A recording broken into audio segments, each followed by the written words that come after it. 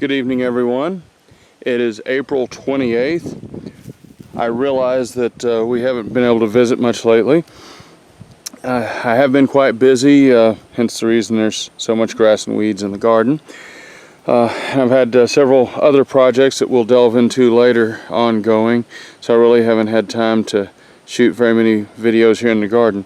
Now, what we're looking at right now is the corn. This is the hard corn down here as opposed to the sweet corn. What we're looking at in this first little batch is the Indian corn. Now, I had to do some replants on a couple of these rows, so as you can see, they're about a third the overall height of the rest of the corn. Now, we have an interesting one over here. These that are just slightly shorter than the rest were actually transplants. I transplanted them when they were probably 6 to 8 inches tall. I was able to successfully transplant all of them from one of these other rows, and then I just did a replant on the entire row. Now, back further here, we see the glass gem corn. Normally it's a little bit smaller relative stock size, but honestly the conditions were all really good, so everybody's grown really well up through here. It's a little thick. I really should have thinned the stalk some, but I'm gonna let it go and see how it does, because the glass gem corn produces small ears anyway. When you're using growing regular corn, all your normal size corn, oftentimes if you plant them too closely, the ear size and kernel count will be diminished. But when you're working with some of these little miniatures like what we have here in the back, it really doesn't matter. They're going to be diminished regardless of how thick or thin they're planted. So I'm going to let them go and just see how they do. Now, we've had to do several replants. Right here we can see the pink eye purple hull peas that are beginning to come up, but it's really dry. You can probably tell looking at the ground down here. That's not what you want your garden soil to look like. But we've really we're a complete opposite of where we were this time last year. Last year most of my potatoes were already rotting in the ground. This year I'm having to water like mad because there's just not enough rainfall right now. 20 miles, even 10 miles south of here, they received adequate rainfall. It just happens to pass around us. We happen to be a little bit higher elevation, so oftentimes the clouds appear to just kind of split and pass us by and then reform further down the road. Now, what we have here are just some assorted wax beans, golden wax beans. Had a lot of problems with them. About 2 years ago I had a great crop. A couple of years before and a couple of years since, nothing.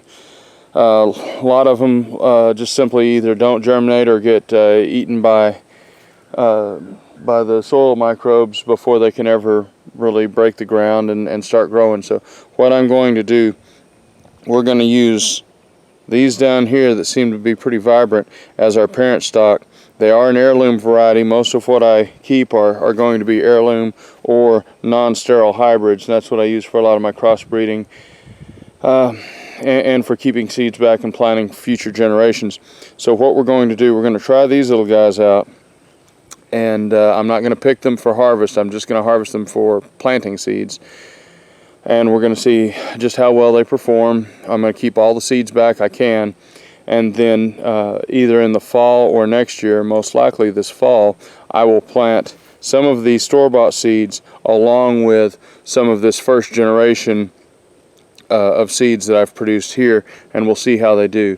Something that I often do that I would definitely recommend anytime you're trying to grow heirlooms, or if you're working to develop your own types of crops, to slow the mutation rate and to maintain the genetic viability. I've probably mentioned it before, but oftentimes what I will do, I'll plant multiple generations of seeds all mixed together, and that definitely helps to maintain the genetic viability of the population. Now here we've just got some Blue Lake beans. Obviously a lot of grass in between those, but they're doing really well in spite of it, so I just put a little extra fertilizer on them, and I'm going to let them go. This is some of my green agate soybeans. I've got a couple double rows of those. We're just letting them go. I'm just watching them season to season to see how they perform. I've got a number of them that I kept back from last year that grew in just the worst possible conditions, and they still produced great. So I'm going to use some of those seeds in conjunction with some of the store-bought seeds. And there again, I'm working to try to develop one that, rather than growing in the garden, it can be tossed out in a situation like this with the goats and utilized as just yet another feed crop for the animals, something that we can toss out in the pasture and let grow. It'll help rejuvenate the nitrogen levels for the grass, and it'll give these little critters something to eat. Say hi, Calypso. She is definitely expecting a matter of weeks. Looks like she's well on her way to having another set of triplets.